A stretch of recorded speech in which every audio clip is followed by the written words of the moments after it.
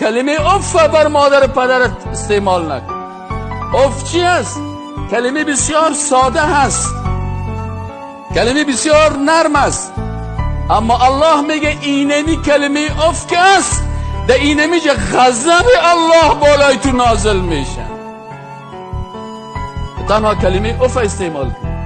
بدا به حال کسی که مادر و پدر خود دشنام میگه، بدا به حال کسی که مادر و پدر خود جمله‌ای را در مقابل از استعمال میکنه که قلب مادر و پدرش بلرزنه.